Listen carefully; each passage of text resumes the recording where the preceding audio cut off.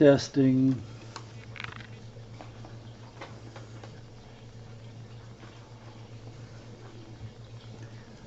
Hey guys, how's everybody doing? Thanks, Danny. It's actually, I've had it on 300, over 300 for about a week now, but it keeps going up and down.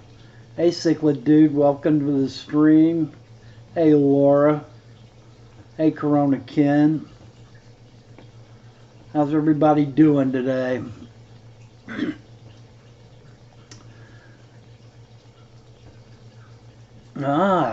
Okay. Corey number 2 is now Cichlid Dude. Cool. Once again, I have no axe to grind. I've got a little news, but we'll get to that later on, and I'm probably going to save it, most of it, for an unboxing. Yeah, I realize there are a lot of Corys, Cichlid Dude. Cichlid Dude will be much easier to keep a handle on.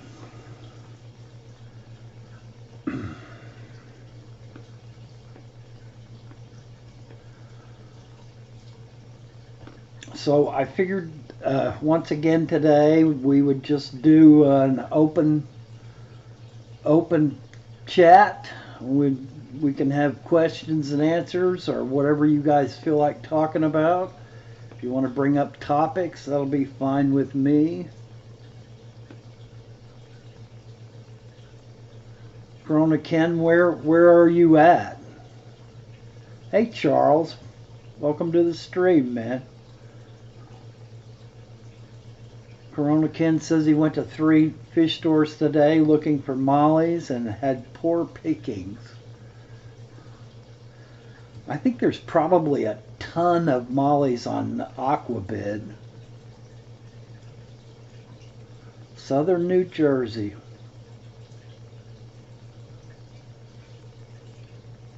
Yeah, I can't really help you as to places to go there. I'm not too familiar with the area. I've been through there, but not long enough to look at fish stores.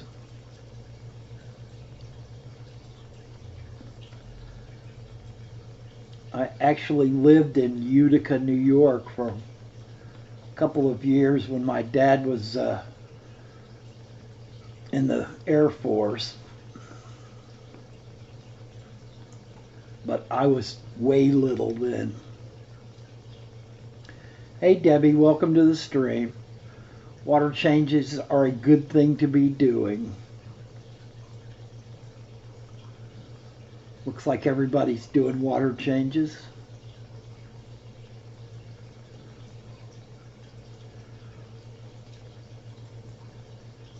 That's a good thing for you all to be doing.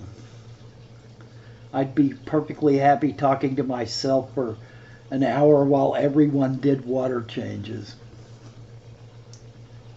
That can be arranged.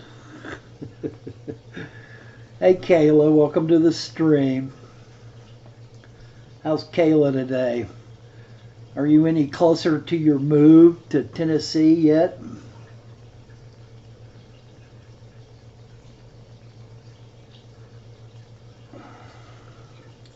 Good job. Yeah, Charles, talk to us about those Altums and how you're doing once you're home for the summer. How your tanks are doing. Sounds like you've got your mother and sister trained pretty well keeping your tanks for you while you're at school. I don't often hear you talking about losses. Hey Rob, welcome to the stream. Guys, we're just pretty much having an open stream today. I don't really have an axe to grind. I don't really have any huge news. I thought about an angle for today's chat and it just didn't come to me, so we're just flying by the seat of our pants today.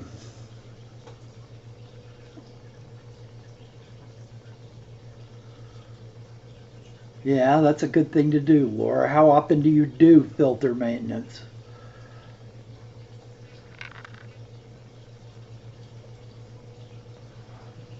I usually I usually clean my canisters once a month.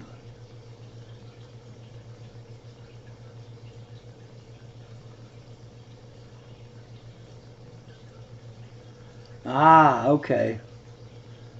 Um, Tennessee is a gorgeous place. There's a lot of wild beauty. I lived in Knoxville for many years. I went to college in Knoxville, and uh, my dad and my mom and most of my family lives in that area on my father's side. Um, so I've spent a lot of time in Knoxville. Um, I can't remember exactly where you said you were going to be moving, but I've probably been through there.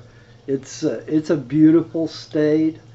It's a very conservative state, and so sometimes that creates issues of its own. But I really enjoyed my time in Knoxville. I spent a lot of time up in the mountains. There's just some gorgeous country. Yeah, that's about right, Laura. I mean, we should all clean our canisters and our filters when the flow gets reduced, really reduced, but I usually do mine about once a month. Once a month is usually a good time to get rid of debris. Since I've started using sponge filters, since I've started using sponge filters on my intakes of my canister filters, I don't have quite as much debris in my trays when I go to clean it out. Covington. That kind of rings a bell. Is that like in the center of the state, Kayla? Hey KZ, welcome to the stream. We're basically just doing a wide open stream today, so questions, whatever you guys want to bring up as a topic will be fine for me. Seems like we've got several people doing water changes, which I wholeheartedly support. I'll try to keep a running commentary going while they're doing their water changes. Hopefully it won't be good enough to have any of them overflow their tanks.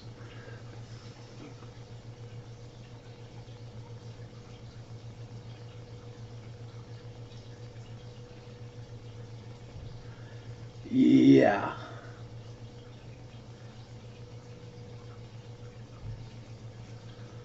"40 minutes north of Memphis and 2 hours south of Nashville." So you're probably like 4 hours away from me because I'm in southern Indiana, so just north of Louisville. And my brother lives in Nashville, the Nashville area.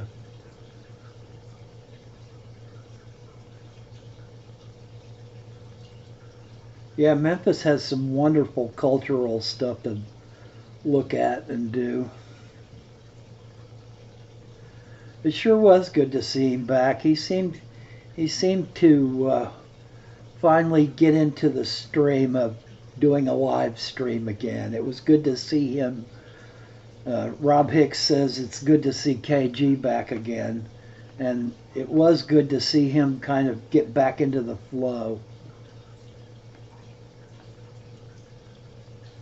Laura, my wife's tank, which is the one that's the background here, this is her planting the new plants, and we put 14 new fish in it, and the best count that either one of us has been able to get so far is 12. So I don't know if we've lost two or they've just stayed hidden. We had three fish that we were watching we have been watching fairly closely. One has a scar or a place that could be velvet, could be a lot of things on its head, and one of the Gertrudii, and a male Gertrudii has something white. It doesn't look like ick to me, but all of its fins have kind of a white looking, it's almost like it's been spray painted on the fins, not the body. There's no ick that I can see. Of course, these are tiny fish, so it's really hard for us to see them clearly with our old eyes. Once you get past 60 and presbyopia sets in, it's rough to look at little tiny fish very clearly. So we think they're doing fine. Ernie the Pleco, I've seen him a few times. He kind of comes up for air every now and then, and we see him. So he seems to be doing fine. But the two types of rainbow fish that went in, some of them most of them are doing fine. We had 3 that we were watching. 2 of the Gertrudii had some kind of fungus marking, something that we're watching. And one of the threadfin females came in with the top of her tail gone. Her tail fin is missing on the top. So we've been watching that pretty close too. And they all seem to be doing fine. They're not real happy with the food that we're feeding them. It's still a little big for them. They have to work at it to eat it, but they love Daphnia, and they work at little community bites, and powdered up flakes, so they seem to be doing well. KZ said he had an ammonia spike in 2 of his 4 beta individual 5 gallons this week, all under control, and we'll do better water changes from now on. Did you figure out where the ammonia spike came from, KZ? Was it change in your water from your tap, or was it lack of maintenance? Rob Hicks said, Dwayne, I just loved your wife's stream the other day. She is a natural on the camera and would love to see her do more about her tank. I'm sure she loves hearing it, Rob. I do love hearing that. Thank you very much, Rob. And I plan to do several presentations on my tank. And if there's anything in particular you'd like me to address, please let me know, and I'll be happy to do that. That's it. Thank you. Did you hear that, Rob? She likes the compliments.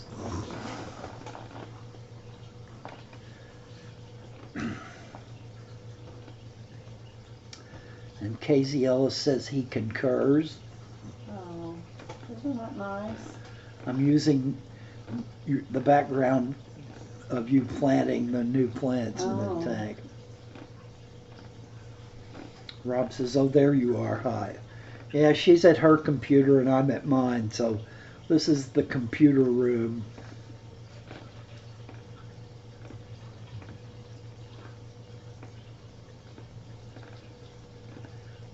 KZ says, I think I didn't clean well enough in these awful Fluval View kit tanks.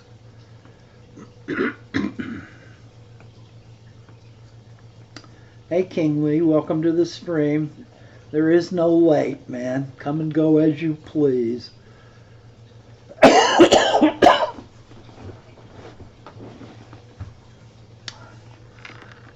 Oh, KZ is a she. Sorry. I think I knew that, but I just didn't remember it. I'm not a big fan of those Fluval tanks. Some of them look okay, but some of them don't seem to be big enough to really, for the form that they come in. They're so tall, you know. Kevin says, got a female Cory sitting on eggs currently, been doing 50% water changes each day and feeding bloodworms and brine shrimp. Any other recommendations to get these guys to spawn? Crank up the heat. How warm are you keeping it, Kevin?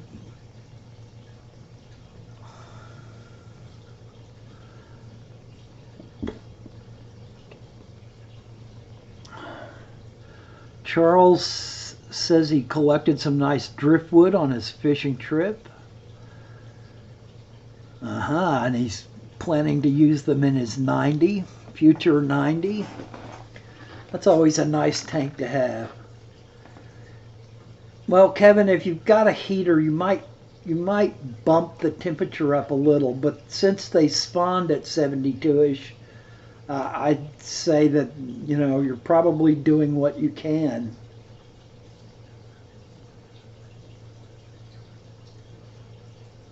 Laura, he said that they're already sitting on eggs.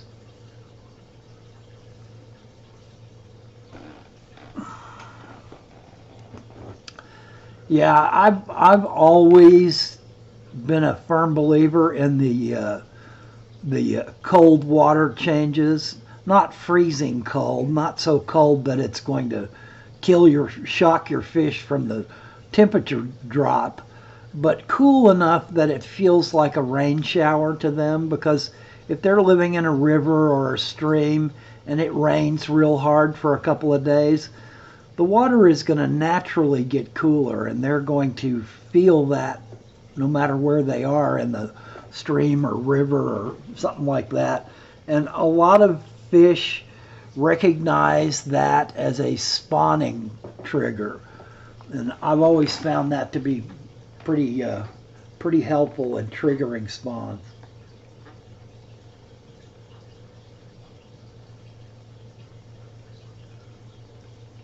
Yeah, Corys are something that I've not bred myself. I've kept them.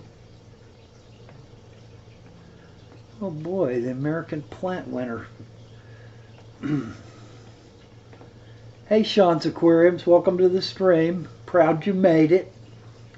We're basically wide open today. Open, question, answer, whatever you guys want to talk about. Looks like a lot of people are changing water, so we'll just try to keep the conversation going. Yeah, KZ says, Charles, I'm on pins and needles looking forward to your 90 and seeing all your tanks as soon as possible. I think a lot of us are waiting to see Charles' tanks again. It seems like it's been a while since we had a real tour of his home tanks. So, Charles, when you get time, please get on the stick on that. We'd love to see it. And Charles, that's a great excuse. Being busy with family is more important than us seeing your tanks.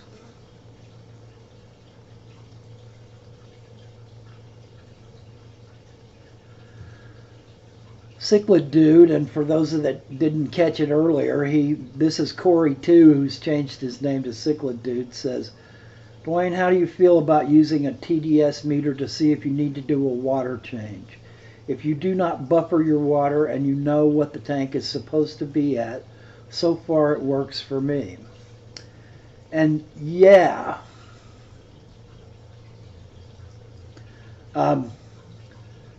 I really use my TDS meter to check my tanks. That's how I check my tanks. You know, in the old days, I'd check my tanks by doing a nitrate test on all of them, because usually if the rest of the things are in number, your nitrate tests are where you'll see if something's wrong. If your nitrate is pretty much normal, you can almost count on it. Hey, Aquarium Co-op, Corey, welcome to the stream, man. I better mod or ban you depending on which button I hit. Ooh, there's a nice little pop-up now that shows you when you have modded someone. Okay, I missed a question earlier. Would love to see your wife's lighting video. Most are very vague about high, medium, and low lighting in different height tanks.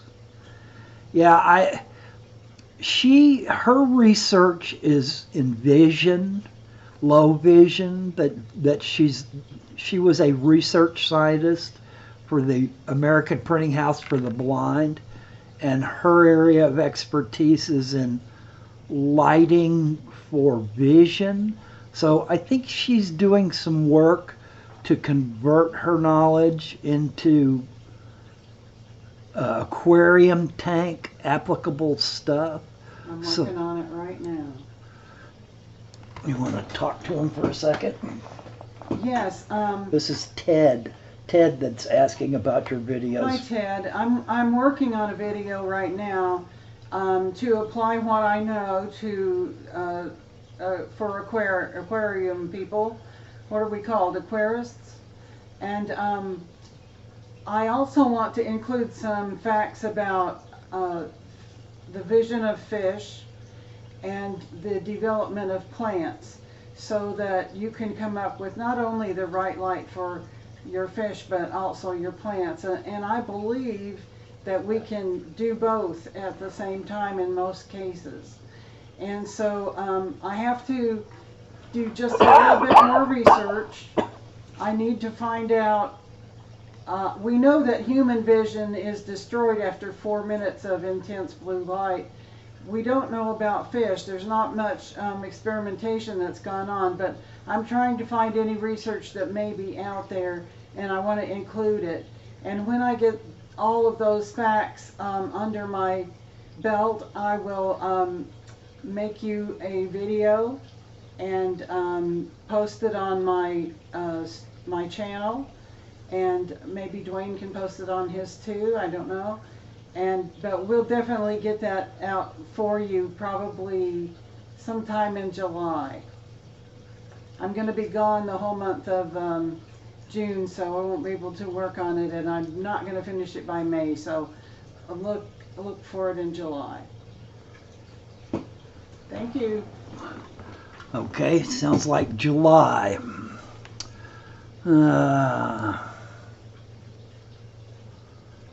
No, Corey, I can't ban you. Not for showing up on my channel, I can't ban you.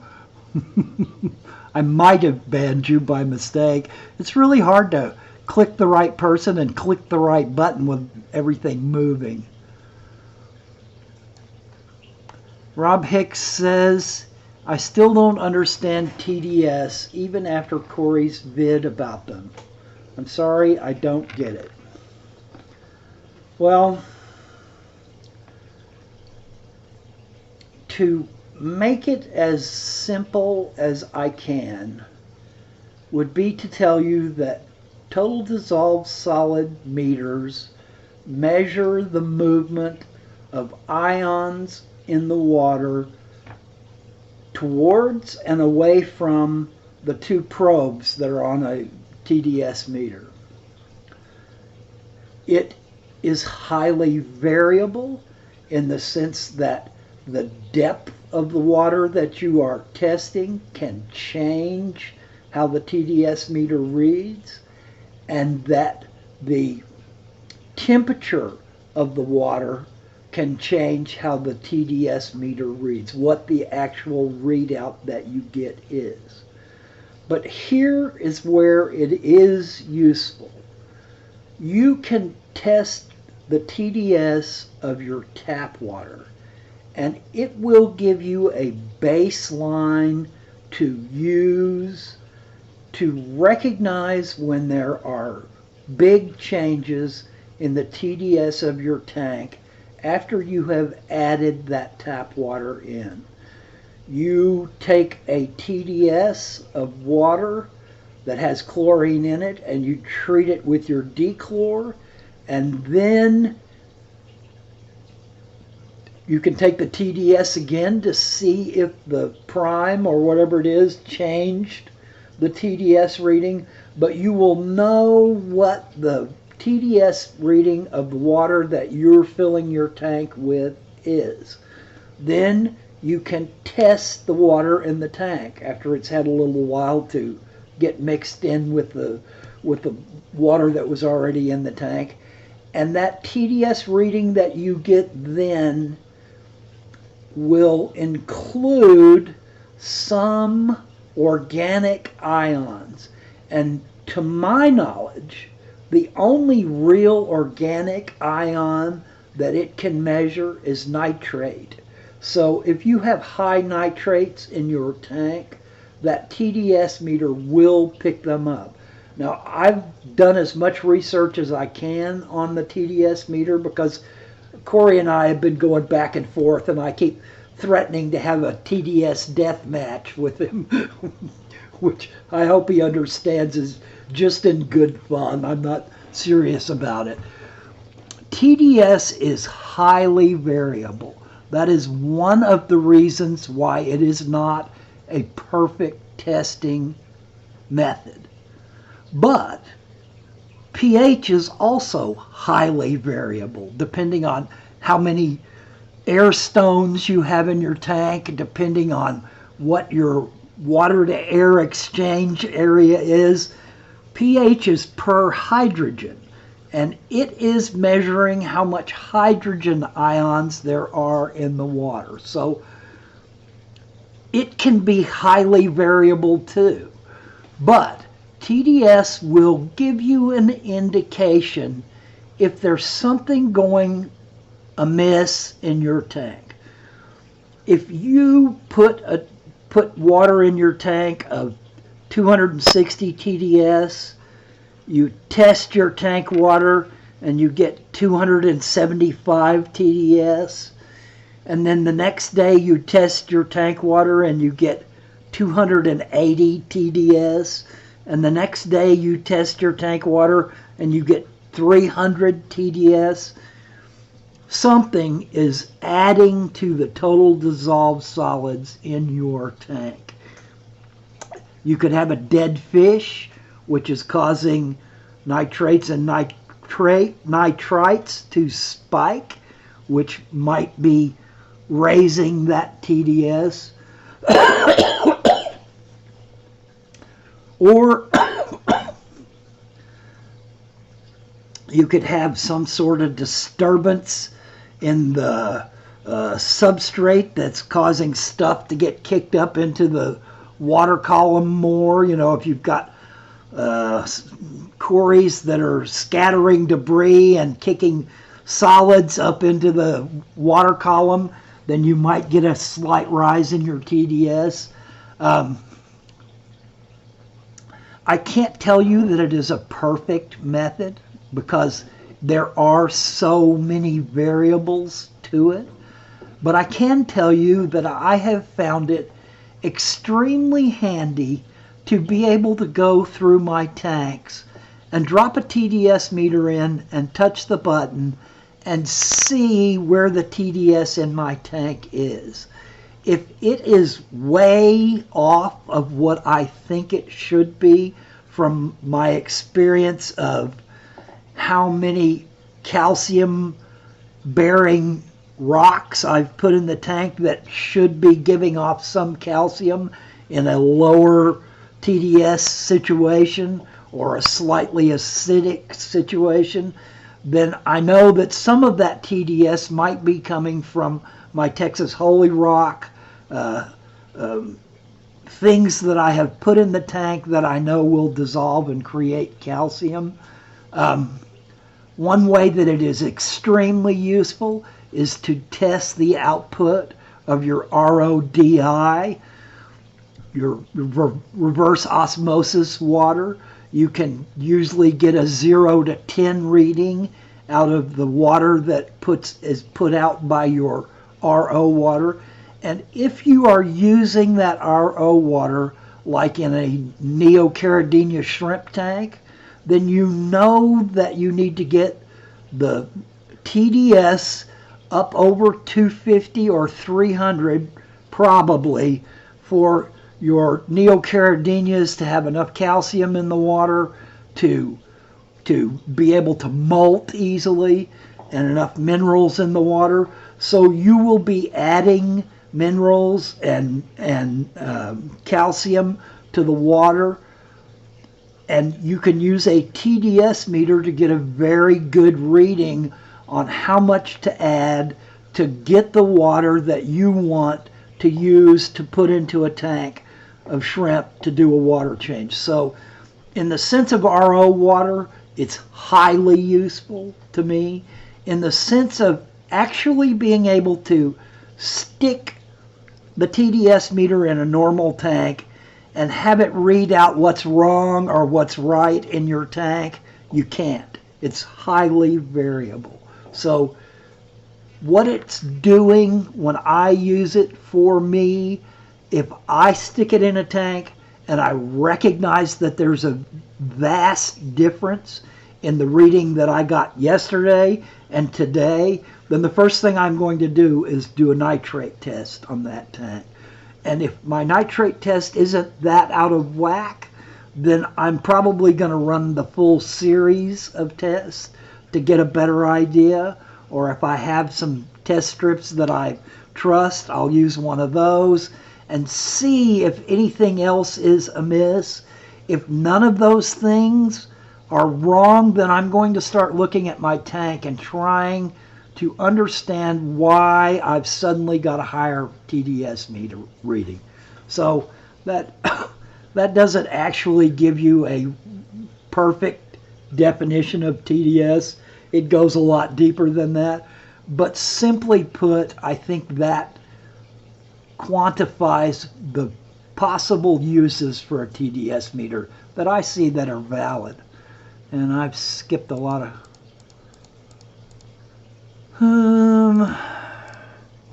KZ says Elaine's tips about the red spectrum and plants was very helpful. Okay, and of course I've skipped all the way down.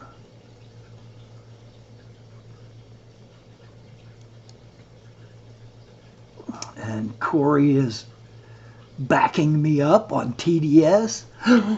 Gasp. Kayla, that's basically how I use a TDS meter to save me work. So in my store, if I have 42 tanks on a wall, and if all of them are 200 to 240, for example, and one is at 400, I test that tank that is odd. Yeah, that's exactly what I am finding. And I mean, I've only been using a TDS meter now for 8 months, but that's how I have found it the most useful.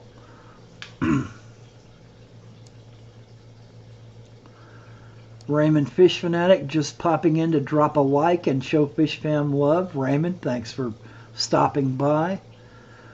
Kayla says, so in theory, if I test TDS at an abnormal level, then it's time to break out a test kit. I hardly ever test. I have mud puddle fish. Yes, Kayla, that's basically how I see a TDS meter, except in the case of adding remineralizing RO water. You're going to get a variant test in the sense that it's going to be all over the map, and the only way you're going to have an idea of what the TDS meter should be reading is by having tested your tap water. And testing your tap water is a good idea because your tap water can change at a moment's notice, and they will not notify you that they're suddenly adding 3 times the chlorine to your TDS. What's mud puddle fish? I think she's just talking about fish living in the mud puddle. Cichlid Dudes, Corey 2 says, I have master API and Tetra strips, but I've been using TDS meter as a quick reference. I agree. Corey says also you can use it as a shortcut to test a bunch of tanks quickly. That's basically what I've said.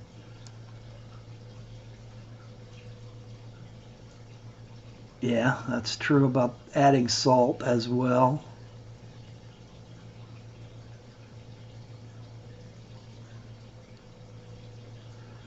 Yeah, Rob, I recognize that, but I hope we've made you understand that it can be a really, you can run through and, like Corey, you can run through and test 40 or 50 tanks very quickly with a TDS meter.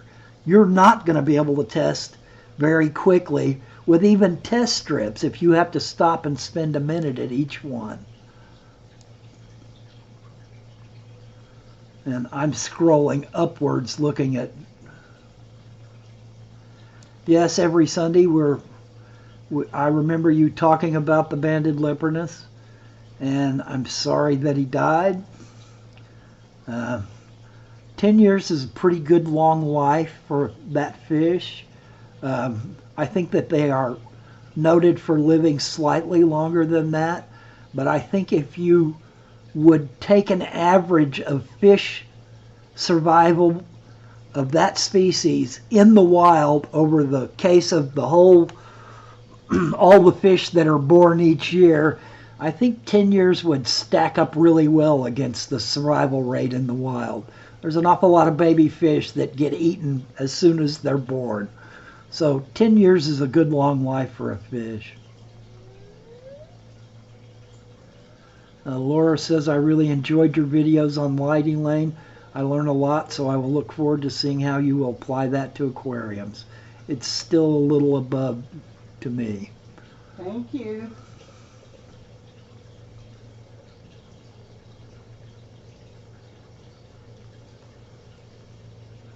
Valley Fish says, started spray painting a 2-inch black strip around my new tanks just below the trim. Blends right in with the trim and no water line. Just a tip I thought others would like. Yeah, that's an excellent one. Excellent tip. Corey says he would love to learn about fish vision, honey. Okay, I'll do my best. Okay, so heading back to the bottom. Cichlid Dude, Corey 2 is checking out. Thanks for stopping by. Rob, I would definitely recommend getting a TDS meter. You can get one now for $12 or $14 all over the web. Hey, Mark. Thanks for stopping in. You're now a moderator. Guys, this is Mark's shrimp tank. I'm not sure how long ago he posted this because I've been busy ranting about something else. If you're not aware of Mark's shrimp tanks, you need to stop what you're doing and go watch the man's shrimp videos. I put him right up there with Lucas and Rob and DET as far as an expert on shrimp. I've learned so much from him. He's a generally personable guy, and I would highly recommend that if you're not subscribed to him, that you go subscribe to him, or at least watch his videos. I'm so proud you made it to a stream. I know it's pretty late for you, Mark, but thanks, man. I appreciate it. I hope I live up to your expectations. Okay, Rob said, thanks, Dwayne. That makes sense. I understand now it's more how you use it more than the info it gives you. Thanks a lot. I can see how it would be a great tool to use to monitor my tanks. Yeah, that's if I give you no other definition of a TDS meter, I hope I've done that.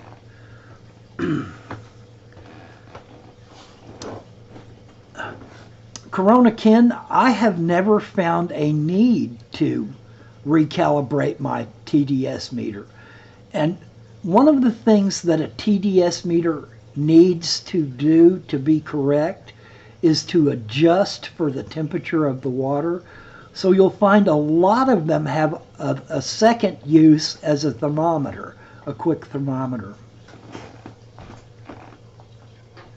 Hey Joel, welcome to the stream. We're basically just doing a wide open stream. Whatever topics you guys want to bring up or questions that you have, be glad to try to answer. We've got some excellent people in the stream that can give you better answers than I can probably.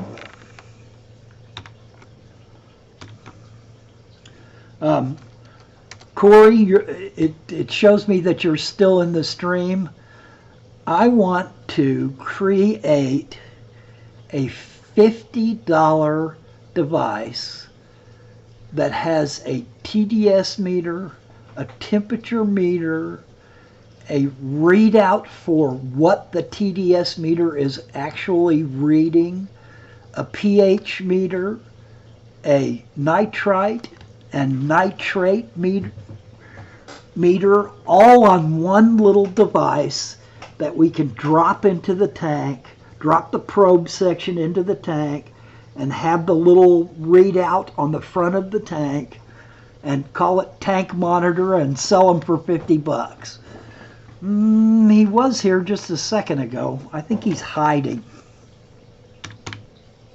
Yeah, he's still here. He's probably working on something and listening.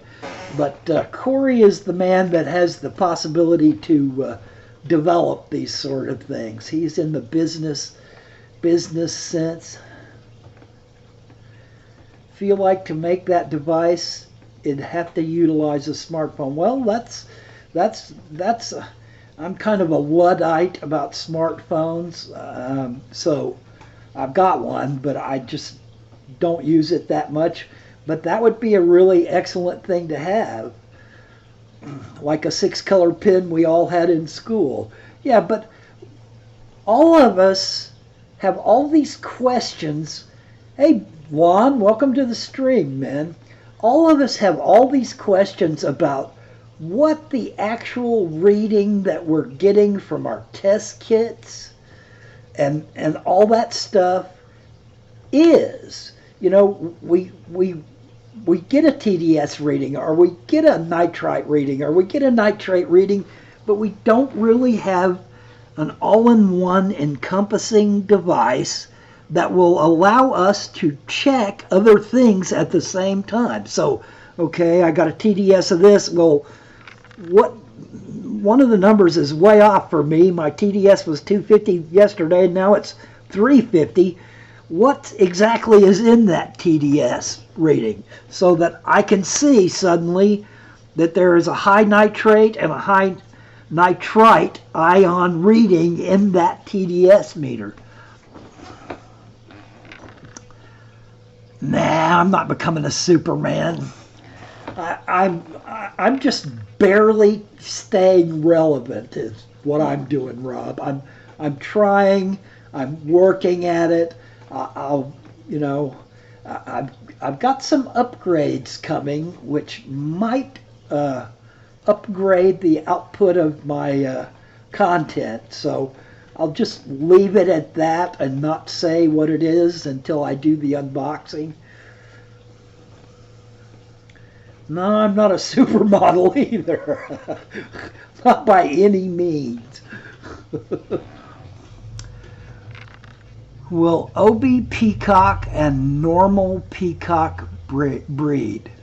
Every Sunday is kind of happy asks.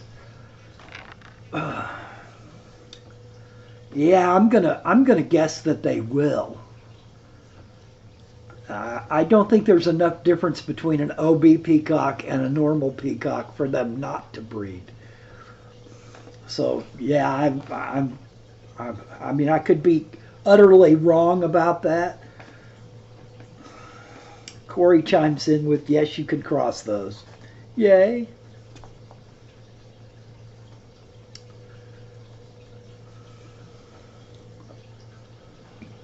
Corey, how many turtles? We haven't gotten much information about the turtles lately. How are the turtles doing, and have any more eggs hatched?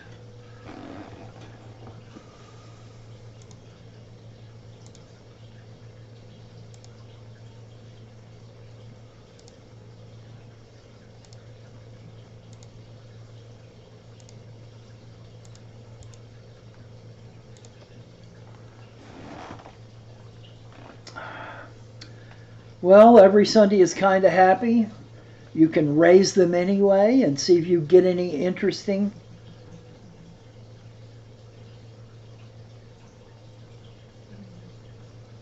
Three turtles now.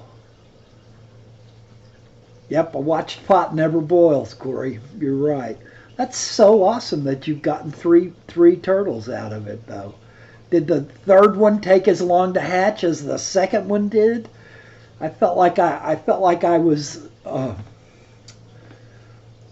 what's the guy that did the news guy that did the secret room thing? I have no idea what you're talking about. I felt like I was in one of those shows that is, we're going to find out what's in this secret room thing. And Oh, Geraldo. Geraldo, yeah. I felt like I was on a Geraldo Rivera show about watching that baby hatch.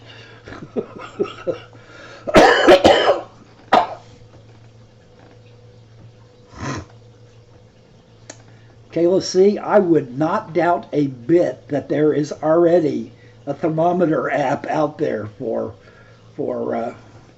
phones. There are so many phones.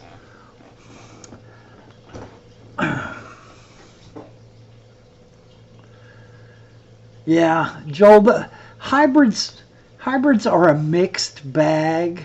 I mean, you know, we're breeding hybrid shrimp when we try to make new color variants, when we try to make solid color lines.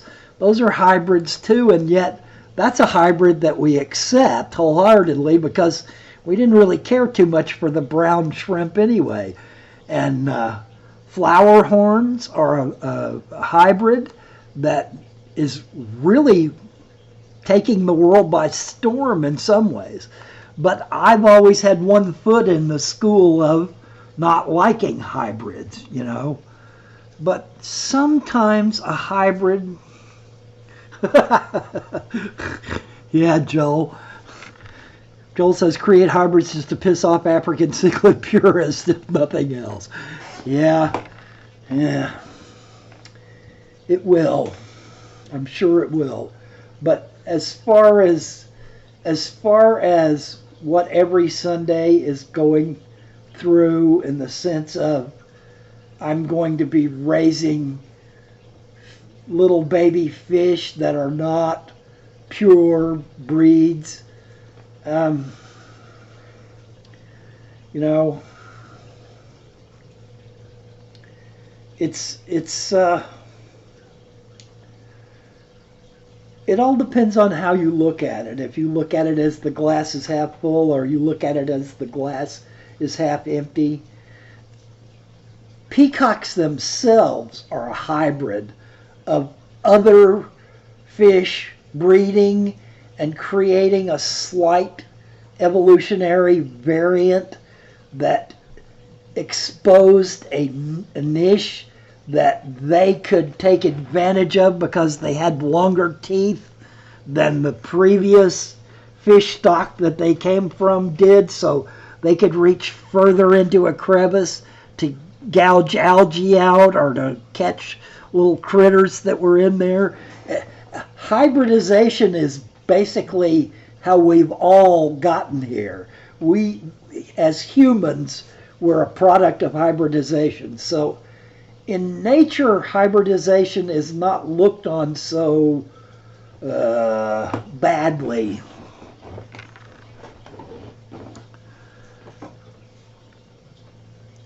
A clown knife loach. I'm going to pass on that, Joel. I don't think you could keep anything in the tank with a clown loach, clown knife loach. It'd probably be a killer.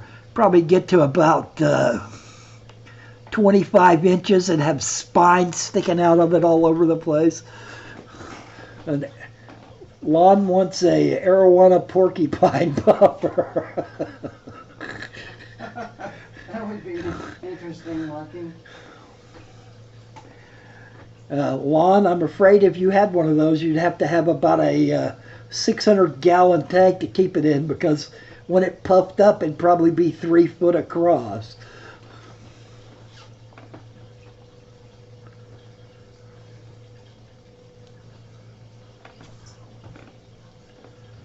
Solar flare violet guppies. Well, I mean, yes, there's bad things about hybrids because they can muddy up the true bloodlines of a wild-caught fish. But there are also positives to hybrids in the sense that, you know, we're reaching a point where some of these fish are no longer going to be viable in the wild anymore because the little places where they live have been polluted out or taken over by man or dammed up. And there may be some fish that are so hard to breed that we can't get them to breed, that just to keep some of those bloodlines viable, it might be wise to let them hybridize just so we can keep some of that bloodline variable. Yeah, it's kind of fun, Lon, to pick up a bunch of guppies that all have all these different lines that have been created and bred for so many generations, and then you put them all together and see what you end up with. You know, sometimes you just end up with a mess, but every once in a while you're going to get a neat variant out of it.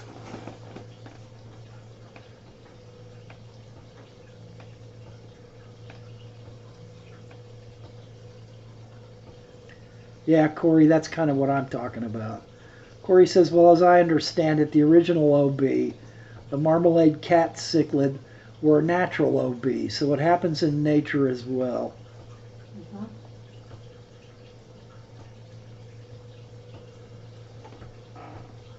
Yeah, Joel, I've always been attracted towards the new and the oddball myself. That's one of the things that's kept me. Remember though, lots of hybrids are infertile. Yeah, my wife brings up the point that a lot of hybrids are infertile, so it's possible if they're too far away from each other that even if they try to breed, they won't be viable. Every Sunday is kind of happy asks, how do I get them out of her mouth? There are lots of videos on YouTube about stripping cichlids that are holding. There are lots of places on the web. It seems to me that the latest thing that I've heard is that you can put your finger underneath where their jaws meet their body and slightly push up, and the natural reaction will be to open their mouths. So that's a possibility, but I would definitely, anytime I tell you anything, as if I'm telling you like I'm an expert and I have 600 papers that I've written on it and that I chair a committee that discusses it every night. You need to go research for yourself. You know, just like IFG says, I'm just some stranger on the web that's telling you something. I've had a lot of experience.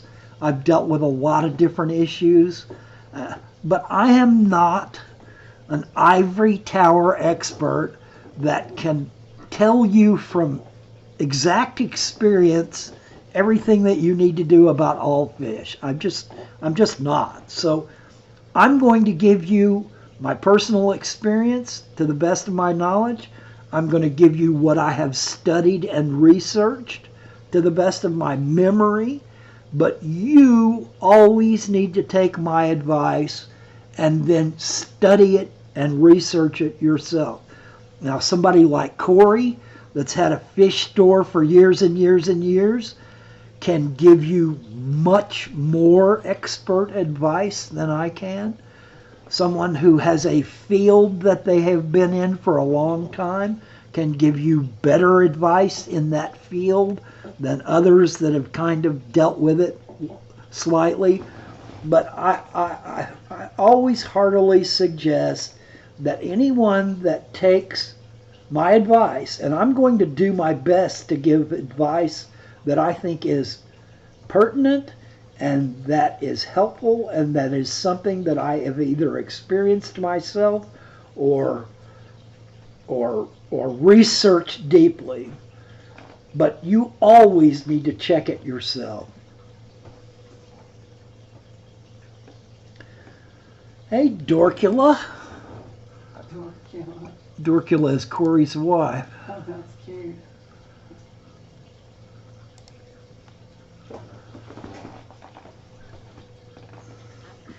For those of you that might not be aware, Dorcula is Corey's wife.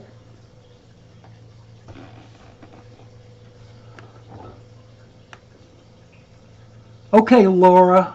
Sorry that your battery's running down. I probably won't be on for much longer anyway. I just burst your bubble.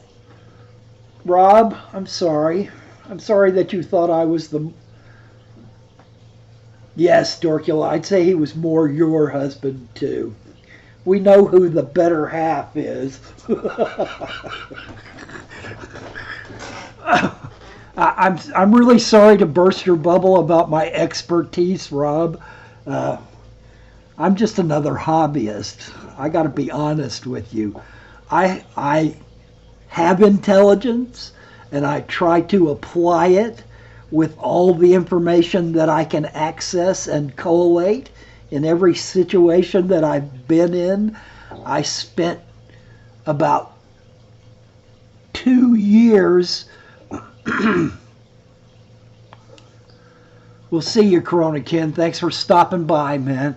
I spent about 2 years researching freshwater sponges, trying to see if I could set up a freshwater sponge tank.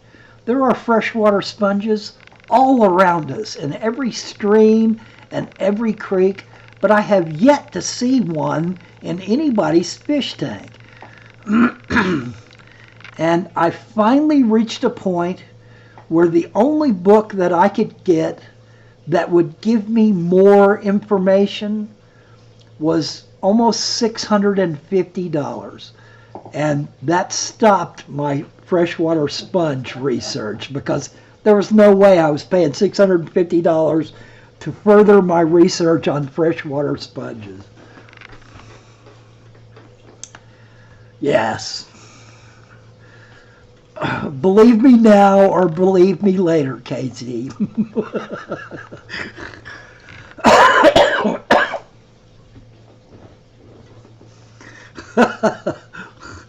Lon says he only gives advice based on his experience, and that can vary based on the amount of whiskey that's in him. So take everything I say with extreme caution. That's keeping it real, Lon. And my intention is not to be a guru, KZ. My intention is to help people that have questions about this hobby that I have learned enough to answer or I have experienced enough to answer, because I want the hobby to grow, because I think it's better for all of us. And the only way I know for this hobby to keep growing exponentially is for us to lessen the number of people that buy a tank of fish, bring it home, put the fish in, and they all die, and they decide they never want to keep fish again. I want to be right there with them, hanging over their shoulder and saying, nope, do this, nope, do that, nope, do this, nope, do that, don't do that, do this. to try to help them out. Dorcula, if you'll go back through some of my videos, you'll see when I shaved. I declare spring each year and shave. So this is how long it's been.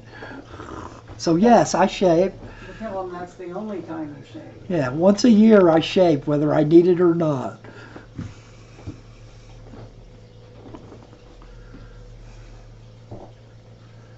Yeah, Juan. That's the part that I didn't add. Juan says, I love this community because of everyone's experience, especially the new folks that bring the fresh perspective to us all. I'm all about the education, but part of it is I'm all about my own education too, because I'm learning stuff.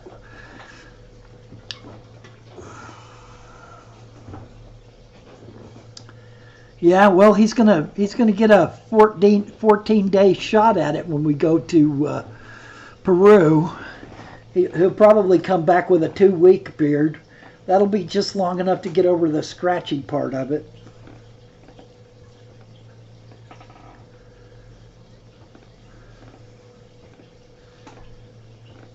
Dorcula, my favorite fish, bar none, hands down, has always been, ever since I first saw it and first started studying it and first started trying to keep it, is Sorubum ictus planesiceps, the firewood catfish. It will go 3.5, 4 foot in the wild. It's not a fish that as fish keepers we should be keeping. But of course, when I first got one and fell in love with it, I didn't understand how big that fish was going to get. I put it in a 110-gallon tank, and I kept it alive for 1.5 years, I think, and it was 18 inches long when it finally died on me, and it was already to the point that it couldn't turn around comfortably in a 100-gallon tank. Bears are cool, Mark. I didn't know that. Do you have many bears in Norway? Are you seeing a lot of bears? They're all talking about beards. Oh, those that kind of bears. No, he said bears instead of beards. Oh. Yeah, mosquito bites are probably going to be our biggest worry. I was talking to Ian about that, and he said he just takes I guess there must be some kind of daily quinine pill that you could take now. And I guess that's what we'll be taking. I haven't gone and gotten my shots yet, but I'm sure. Yeah, if you'll look further in my videos, Dorcula, my wife does rug hooking, and she once asked me what I wanted her to hook a rug of for me, and that's what I told her. So there's actually a rug hanging on our wall in the living room that has that catfish on it. It's in kind of a strange position because she wanted to get the nose, so the nose is kind of down in an awkward position that it would never be in life. Yes, my wife is really good at rug hooking. She's done some amazing rugs. I'm sure if you go to her channel at some point in the future, rug hooking will end up on that channel. She loves it. We'll be watching TV and I look over at her and that's what she's doing. She's rug hooking and listening to the TV.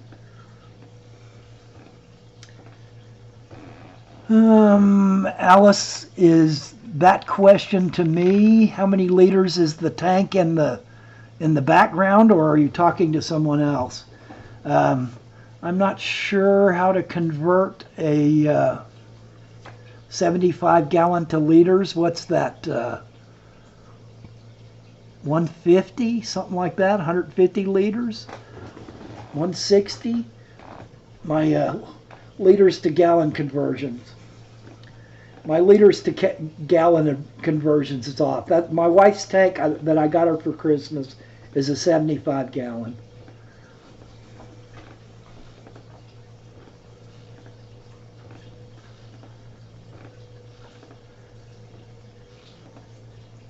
Yeah, Dorkula.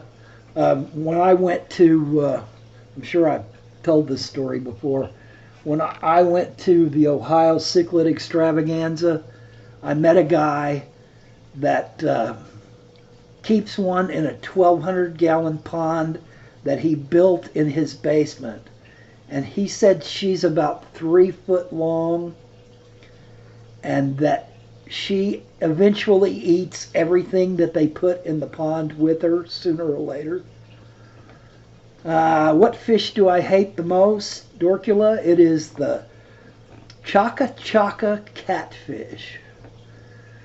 And it's, back in the day they called them Pac-Man catfish because they're basically all mouth. And I haven't kept one in decades, and I guess that's part of the reason why. But I bought one not knowing really very much about the fish at all and brought it home. They eject digestive juices into the water to kill all the fish that are around them. So having one in a 40 or a 55 is not a very good thing to do because they kill all the fish around them by ejecting highly acidic digestive juices that drop the pH so significantly in a tank that it kills all the fish in the tank with them. So that's my favorite and my least favorite. Hey Cole, welcome to the stream, man.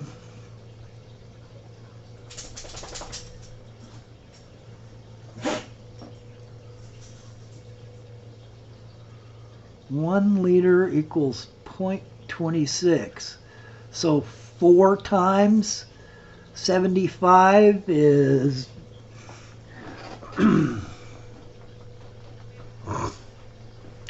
250 something liters, 260 something liters. It's a 75-gallon tank.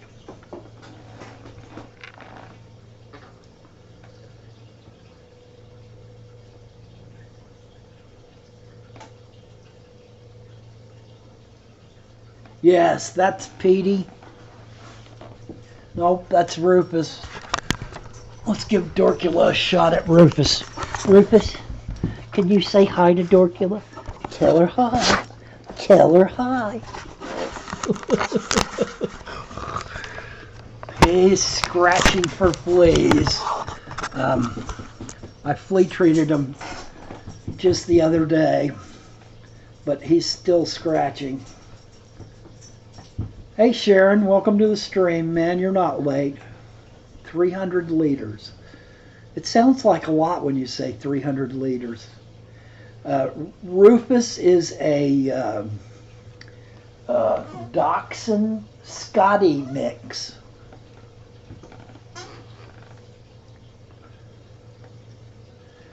Have you guys finally got your house back, Dorkula? I know that it's probably pretty hard to breathe with all those sealant fumes in the house. Seems like the last I heard, Corey was talking about they were still being sealed for the final time. Those are going to be some sturdy floors if they've got 3 coats of sealer on them.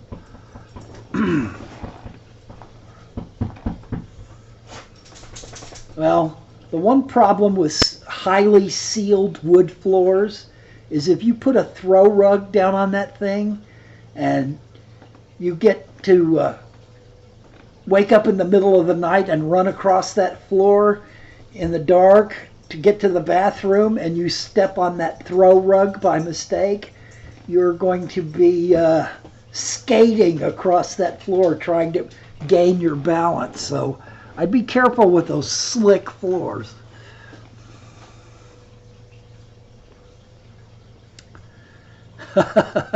Rob, you seem to know quite a bit about fish too, man. But thank you for the metric education. I'm sure I'll forget it.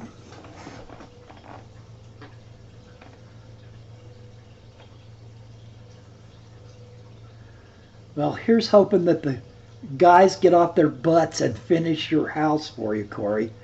Maybe you need to start offering them a $20 a day bonus each if they finish the job correctly 1 day early or 2 days early or 3 days early.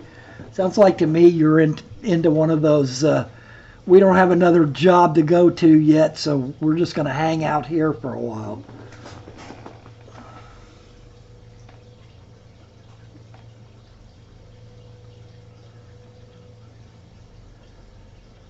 Yeah, Lon's right. Every Sunday is kind of happy. Don't sweat how you're going to raise those fry until you've got fry. Don't count your chickens until they hatch.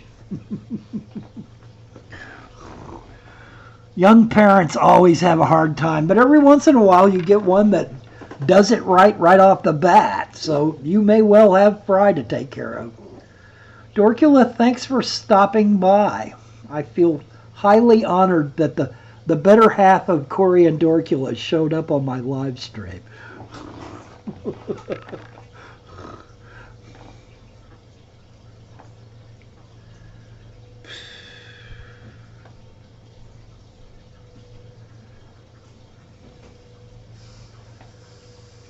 All right, guys, we probably ought to start wrapping it up.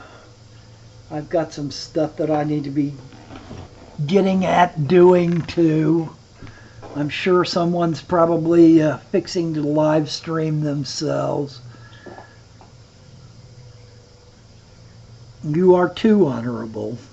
You've been putting up with Corey for all these years. That alone makes you honorable. Hey Jeremy, welcome to the stream, man. I'm fixing to close it up. I caught some of your stream, but I caught it on the replay. I'll have to go back and make a comment when I get time.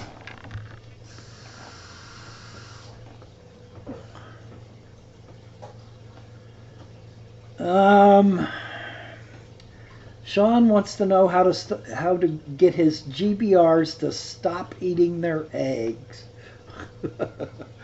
I hope you know, Corey, I'm just yanking your chain, man.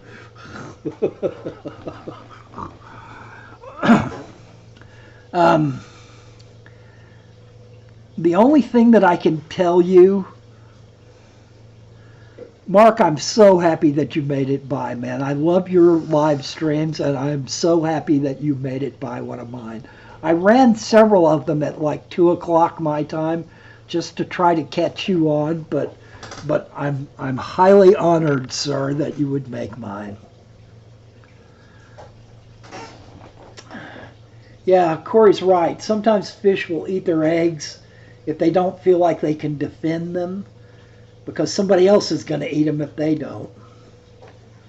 And sometimes if you're not feeding them well enough, or if they're not going to get food, if the female's guarding the eggs or if the male's guarding the eggs and they don't leave quickly and get food and then come back, sometimes they're just really hungry. It takes a lot of energy out of a fish to breed.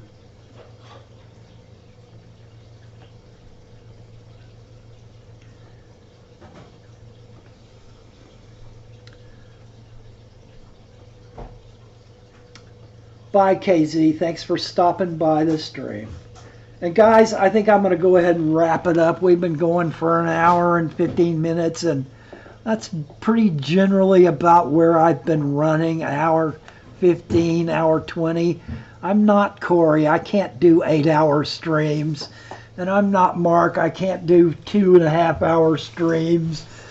But let's wrap it up there now, and I'll make way for other people. Thank you all so much for spending some of your Saturday here and helping us create Fish Fam on the interwebs. Thanks, guys, and we'll see you next week.